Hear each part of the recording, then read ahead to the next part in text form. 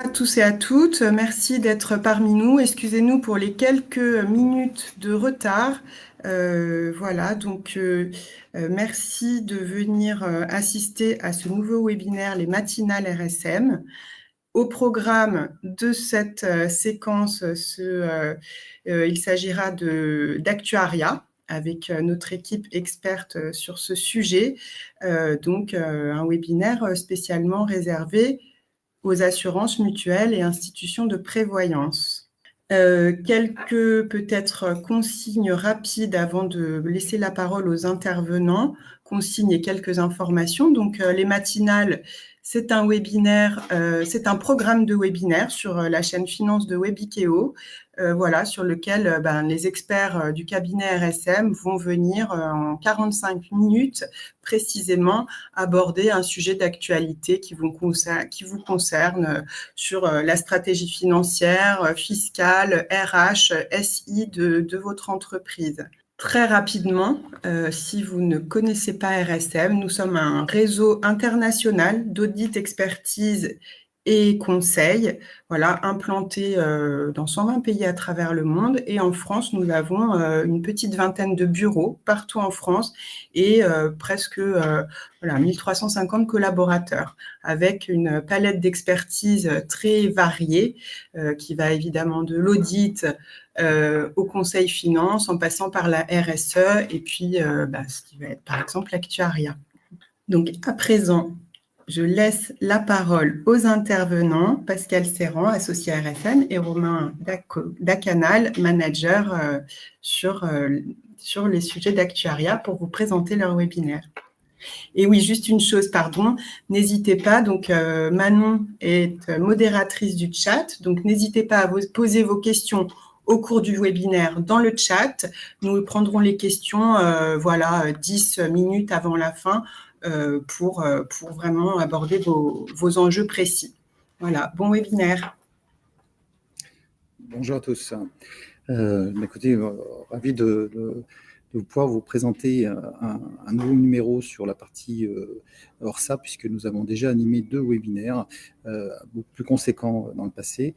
Donc là, nous revenons sur certaines thématiques qui sont assez précises, notamment sur un risque qui n'est pas toujours maîtrisé par le monde de l'assurance. Donc on va pouvoir focuser sur le risque dit opérationnel. Donc je vais commencer par me présenter. Je suis Pascal Serran, je suis associé chez RSM et je suis accompagné de Romain Dacanal, donc tous deux experts dans le domaine à la fois le domaine actuariat, mais également sur les aspects on focus beaucoup aussi sur les travaux sur l'ORSA, et donc on souhaitait au travers de ce webinaire vous faire participer et surtout aussi vous faire part de certains de nos travaux de recherche et des travaux que nous avons pu mener auprès de nos clients.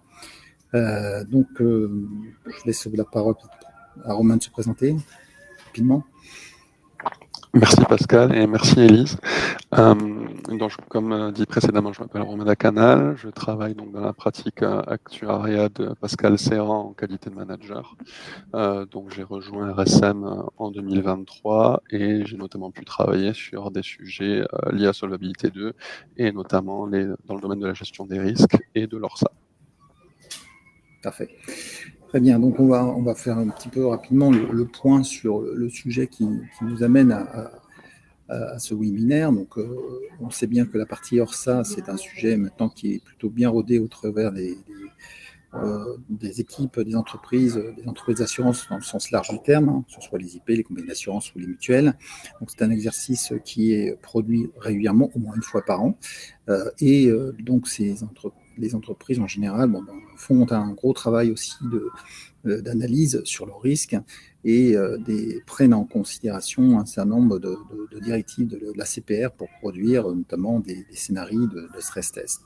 Donc c'est un travail qui est assez complexe, où il est absolument nécessaire de prendre en considération beaucoup de paramètres, surtout que lorsqu'on se projette sur un horizon de 3 à 5 ans pour faire cet exercice, il est évident qu'il faut prendre en considération beaucoup de paramètres.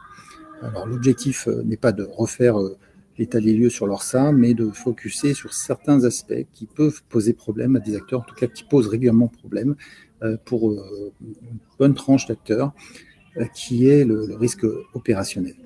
Donc, on va regarder au cours de ce webinaire déjà l'ORSA et l'évolution du contexte économique qu'on a traversé, faire un point sur cet exercice, et puis surtout on va essayer de se focuser sur ce risque opérationnel dans la formule standard, et de voir s'il existe d'autres approches, sur quoi on va aussi s'étendre un petit peu plus.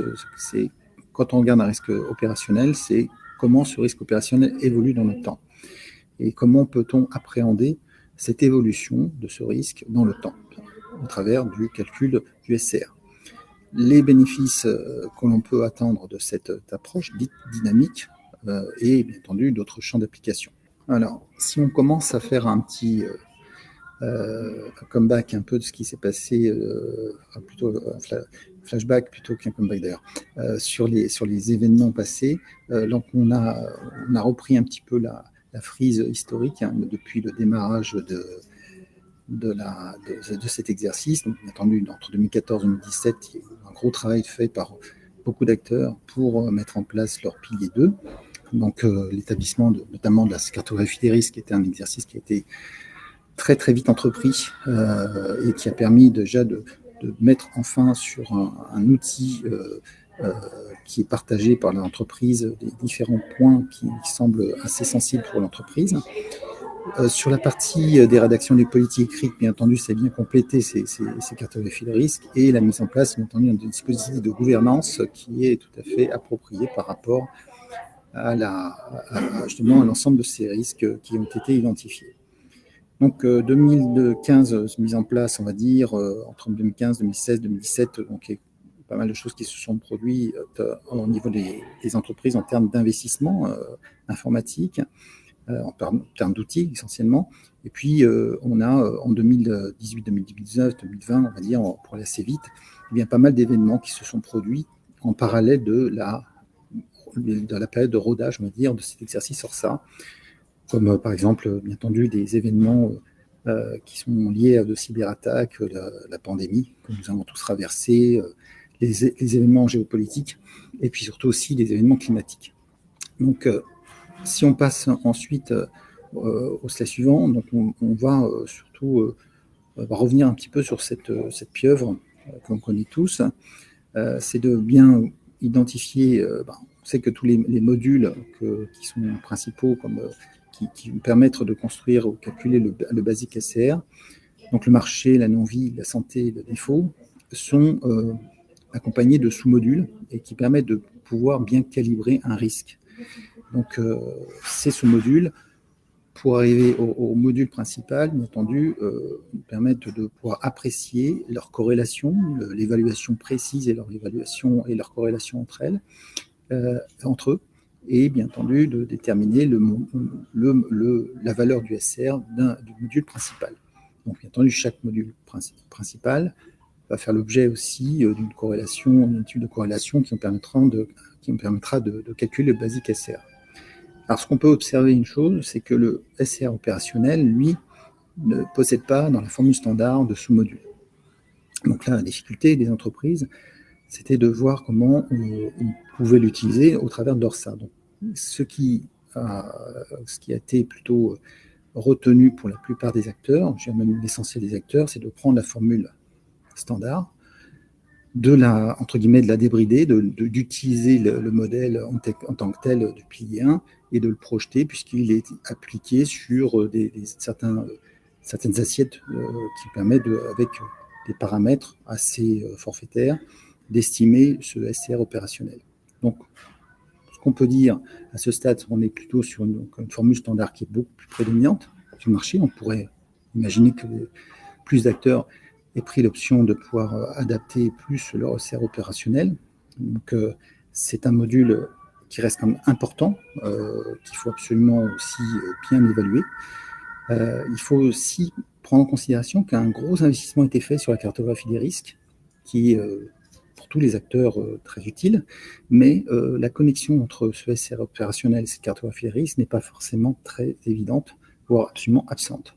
Alors tout ça, ça joue bien entendu par rapport aux organisations.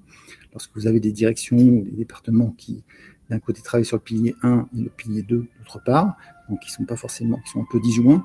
Il est évident que c'est pas forcément aisé d'articuler le SR opérationnel avec la cartographie des risques.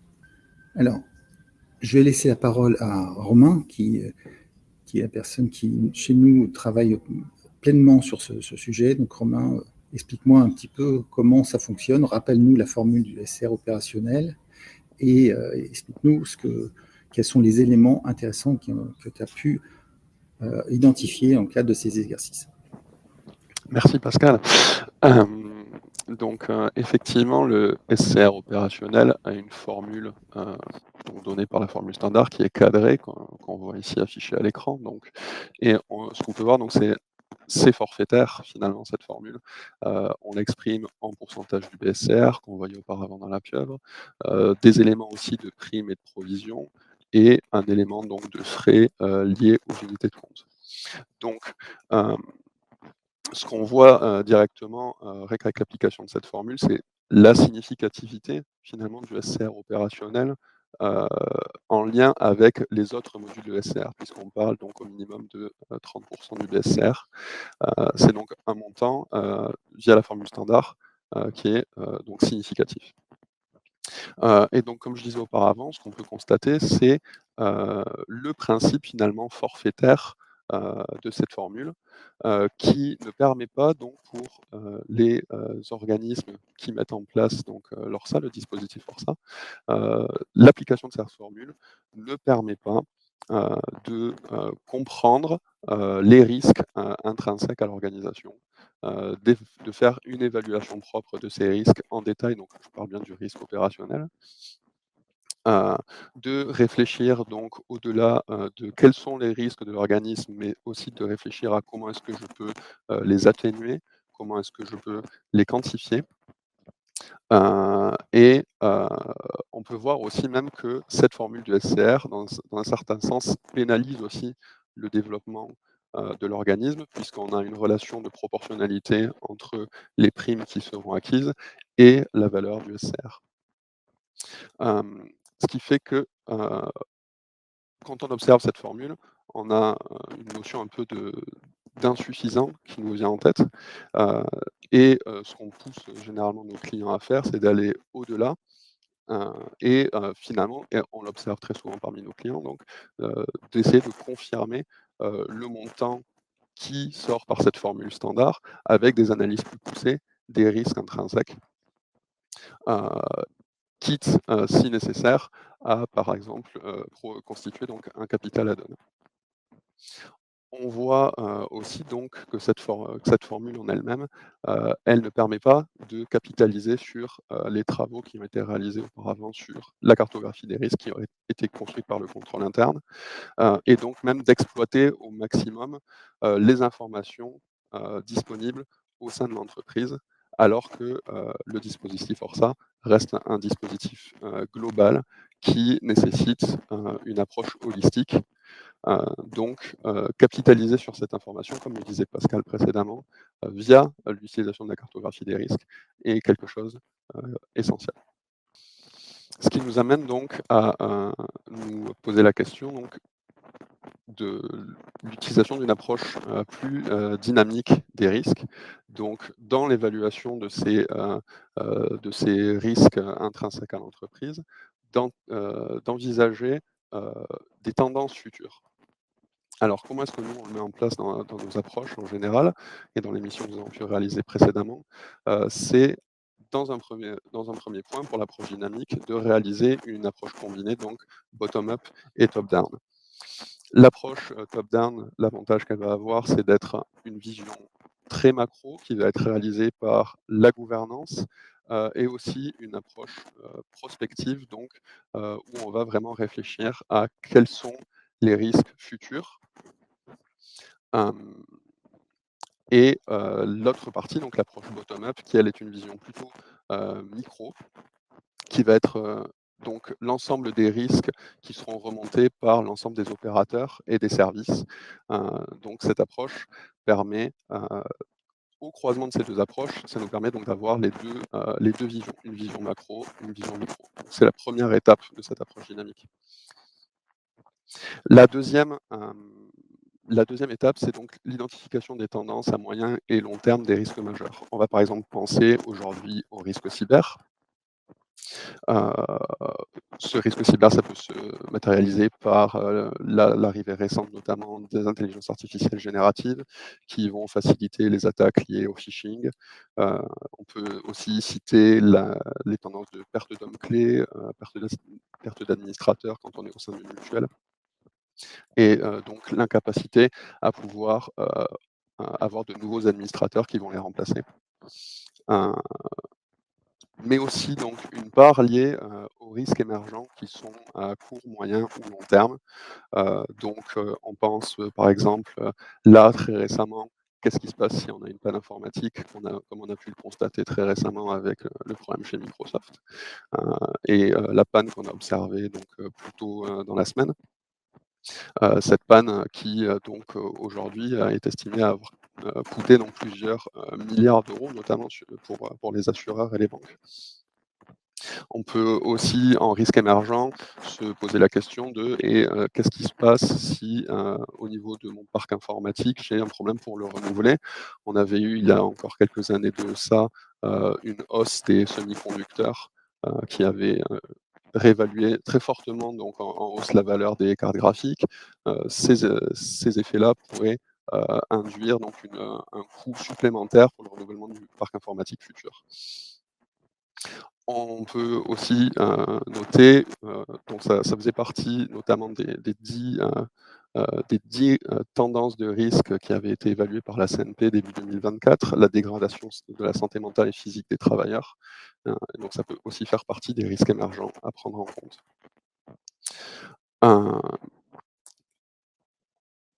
Donc ces éléments-là, ces deux éléments d'identification de tendance, des risques émergents, ça va faire donc cette partie DIN qu'on peut voir rajouter au SCR opérationnel.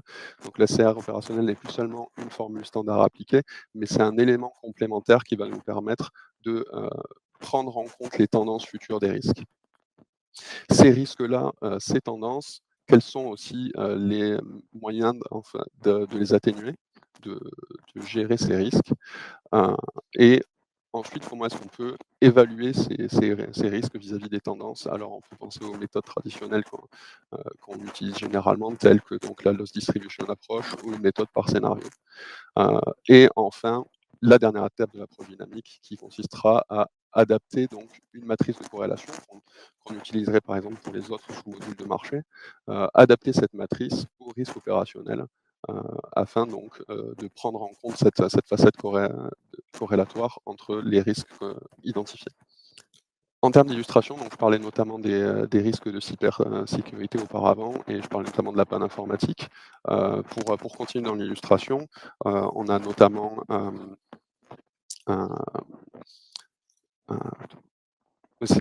donc il y a beaucoup d'études statistiques qui ont montré que le coût des attaques, des cyberattaques est en hausse ces dernières années, et de plus en plus d'entreprises sont sujettes à des cyberattaques. On a estimé qu'en 2024, une entreprise sur deux était sujette à une cyberattaque, et on observe même donc une hausse très importante des coûts associés, puisque en 2016, 5,1 milliards d'euros, et c'était le chiffre estimé donc, du coût de ces cyberattaques, et aujourd'hui en 2024, on estime qu'il sera à environ 129 milliards. Très récemment, on avait aussi donc, en termes d'illustration, le risque inflation qui lui donc sort aussi de la formule standard, n'est pas côté opérationnel, mais est un risque qui sort de la formule standard et qui peut très bien être aussi évalué par une approche de tendance. Donc aujourd'hui, dans nos travaux, une fois donc qu'on a fait cette approche dynamique, on obtient cette matrice qui est présentée ici, où on va pouvoir donc vraiment questionner la tendance de chacun des risques. Le risque, est-ce qu'on anticipe qu'il va évoluer fortement à la hausse, modérément à la hausse? Est-ce qu'il va avoir un caractère aléatoire, stable ou à la baisse? Non, de toute façon, sur le risque qu'on évoque, effectivement, il y a plusieurs tendances, et les risques aussi sont tendances baissières. On a pu observer des risques qui ont été de plus en plus maîtrisés aussi par les entreprises, parce que simplement elles ont mis en place des dispositifs. Donc tout ça, bien entendu, ça va être aussi lié aux investissements des entreprises pour maîtriser leurs risques. et donc automatiquement elles peuvent influer aussi sur ce paramètre dynamique en disant ben voilà, en contrepartie d'un investissement donné, je vais pouvoir améliorer aussi les effets sur ma couverture de marge solvabilité. Donc c'est aussi un arbitrage qui peut être décidé. Merci. Partie opérationnelle data, donc la cause du risque, absence de maintenance des outils. On peut notamment aussi penser à l'absence de compétences dans la gestion des outils.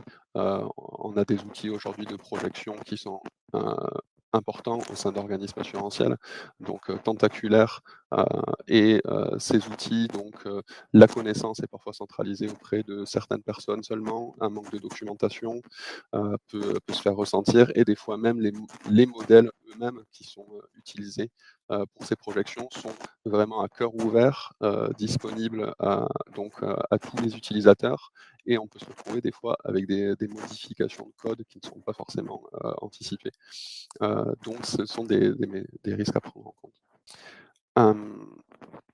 Donc ce qu'on se rend compte, c'est que l'approche dynamique, elle vient changer notre estimation du risque qu'on aurait pu avoir à la base. Elle nous permet d'identifier notamment des secteurs de risque, si on en dresse une cartographie, comme présenté ici, donc des risques majeurs qu'on va pouvoir identifier, sur lesquels on va se concentrer, se focaliser, pour pouvoir les évaluer.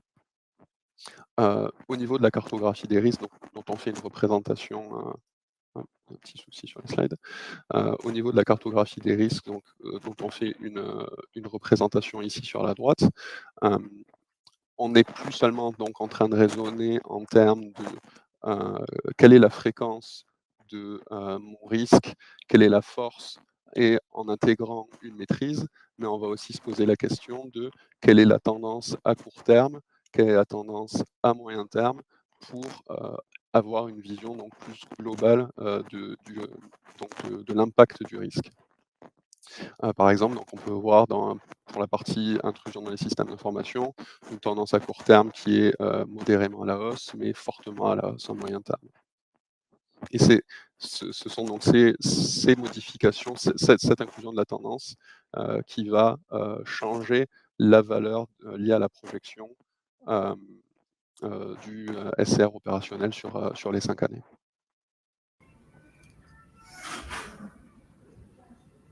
Alors, je peux me permettre aussi d'intervenir là-dessus. Donc, c'est vrai qu'on a beaucoup de points, d'exemples qui peuvent illustrer ces éléments. Donc, c'est souvent une approche qui est, quand on veut évaluer certains travaux de cette nature, donc il y a une vraie implication au niveau des équipes opérationnelles. Et il faut, d'un autre côté, donc bien travailler avec à la fois les directions des risques et bien entendu les directions dites opérationnelles pour pouvoir estimer ces tendances. Parce qu'il y a une notion aussi de coût qui va forcément être évaluée.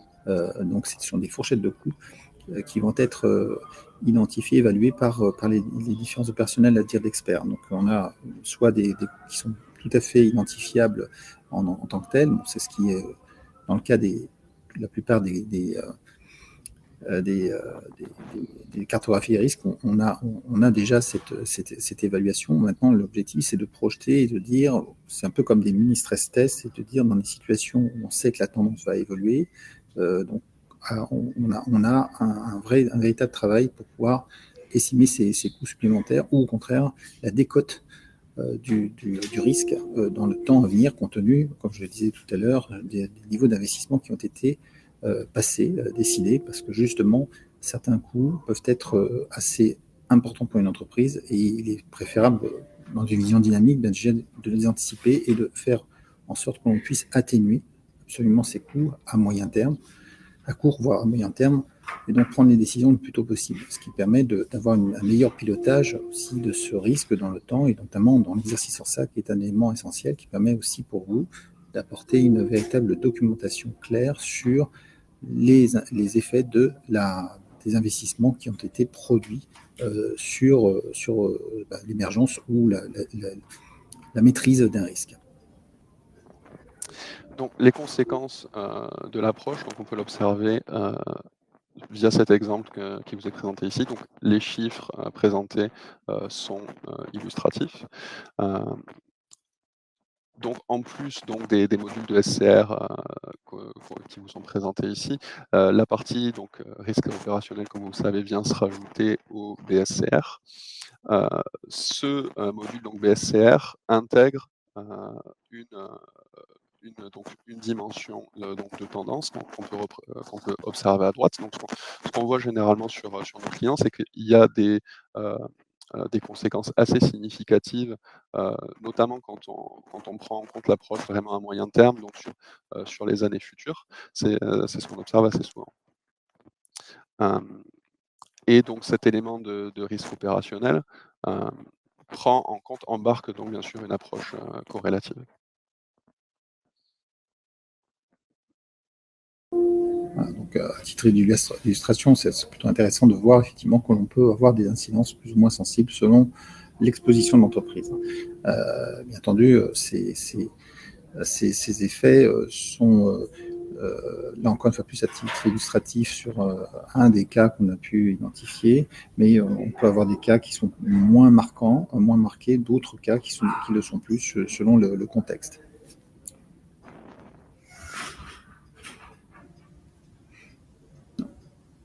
Donc, on peut peut-être dire grosso modo en conclusion, parce qu'on arrive pas loin, je dirais, du timing de présentation et puis surtout d'ouvrir aux questions, si vous avez des questions.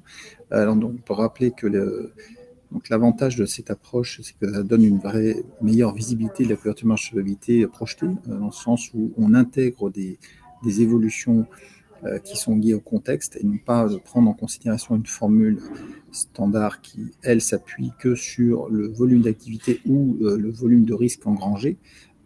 Donc on a effectivement une formule qui est assez simplifiée, que beaucoup d'acteurs utilisent. L'objectif, c'est de pouvoir surtout être en capacité d'intégrer et de connecter la cartographie des risques et de mesurer son effet dans le temps. C'est-à-dire qu'au lieu d'avoir un élément qui est plutôt assez standard dans le temps, où on va évaluer le montant de la couverture supplémentaire nécessaire pour pouvoir couvrir un risque opérationnel, c'est surtout aussi à intégrer les effets d'atténuation selon les éléments d'investissement, enfin selon les décisions d'investissement qui ont été prises par l'entreprise. Donc c'est un SCR qui est forcément plus adapté à l'entreprise, qui va prendre en compte, en prenant en compte tous ces effets, peuvent aussi agir sur l'impact de ce risque opérationnel sur la couverture de marge-solvabilité en mesurant, en tout cas en prenant les bonnes décisions pour atténuer ces évolutions et voire éventuellement infléchir le niveau du SCR opérationnel et donc gagner en marge de solvabilité. En termes de gestion des risques, proprement parlé, et donc on voit qu'on va avoir une meilleure proactivité de la gestion de ces types de risques dans le temps, puisqu'on aura une visibilité, donc des actions qui pourront être menées, et surtout, ça permet toujours d'établir un radar sur tout ce qui peut se passer à l'environnement de l'entreprise, et surtout d'avoir une analyse rétrospective par la suite sur les perspectives qu'on avait données sur ces évolutions de risque et vérifier effectivement la portée des investissements, la qualité et en tout cas les effets des investissements qui ont été réalisés. Et enfin, bon, c'est surtout un intérêt aussi, c'est d'avoir une meilleure information sur les risques, sur le profil de risque des assureurs pour les décideurs, les clients, les régulateurs. Donc effectivement, lorsque vous commentez vos risques dans votre environnement et les risques opérationnels, ça vous permet de pouvoir mieux identifier finalement les effets que vous pouvez, vos actions et surtout dans vos annexes, d'amener un petit peu plus de détails sur les risques et comment vous avez, quelle politique vous mettez en place pour pouvoir mieux les maîtriser à court ou à moyen terme.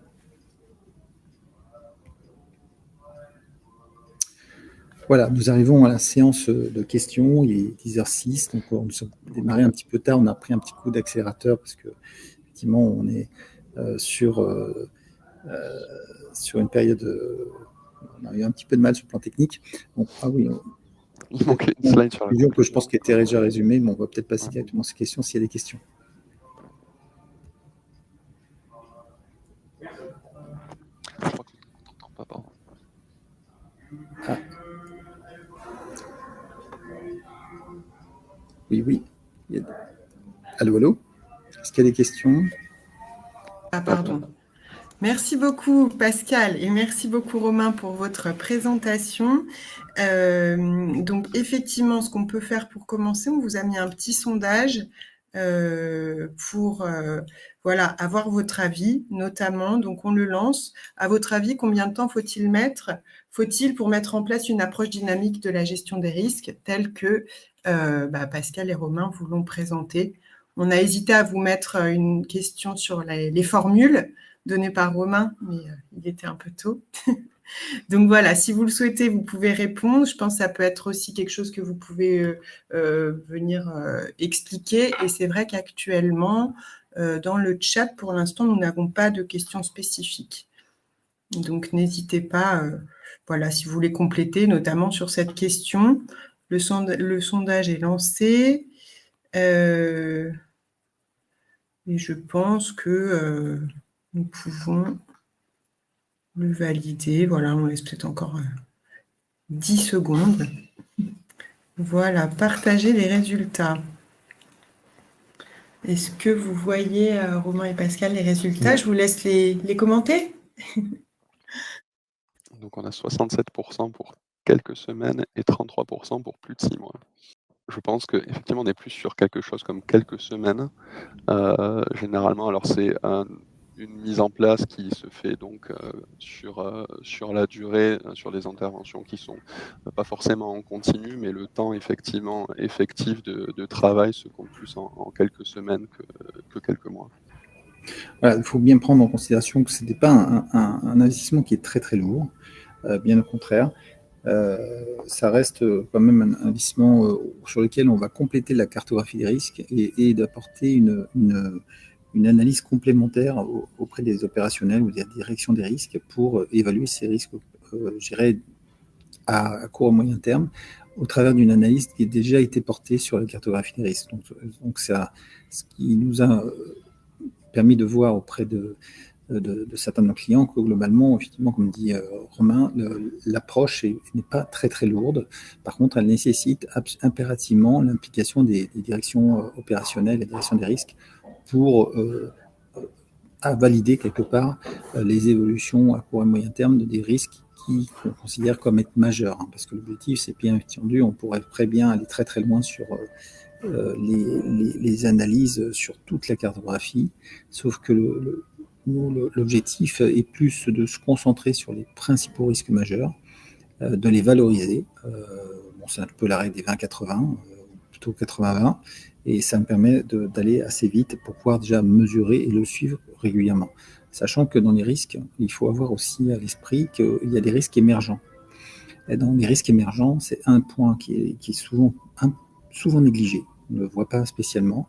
C'est-à-dire qu'on identifie un risque dont on sait que pour le moment il a peu de portée et qui au terme, sur 2 ans, 3 ans, vous prenez un horizon sur ça, bon, c'est pour ça qu'on parle de court et moyen terme.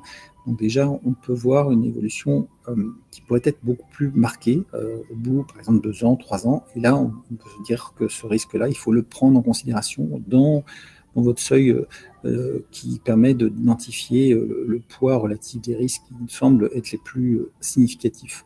Donc il y a ceux qui sont à un impact immédiat significatif, on va dire, en tout cas ceux qui sont identifiés en tant que tels, et puis ceux qu'on ne voit pas encore apparaître, qui ne semblent pas pour le moment pas d'actualité, mais qui peuvent le devenir dans les 3, 4, 5 ans à venir. Ok, écoutez, je pense que vous avez été très clair. Et donc, comme le dit Manon dans le chat, le replay sera disponible sur Webikeo, ainsi que sur notre chaîne YouTube RSM France. Pour ce qui est du programme des matinales, on vous donne rendez-vous maintenant à la rentrée, voilà, avec des sujets à venir en septembre sur la CSRD, l'actualité sociale RH, des sujets autour de la fiscalité, il me semble. Voilà, donc on vous invite à regarder notre programme et vous recevrez également un petit message avec les coordonnées justement de Romain et Pascal si vous souhaitez en savoir plus et prendre contact directement avec eux, voilà, à l'issue de ce webinaire. Donc, merci à tous. Merci. Bel été, bonnes vacances. Merci, bel été aussi. Merci beaucoup. Merci encore. Au revoir.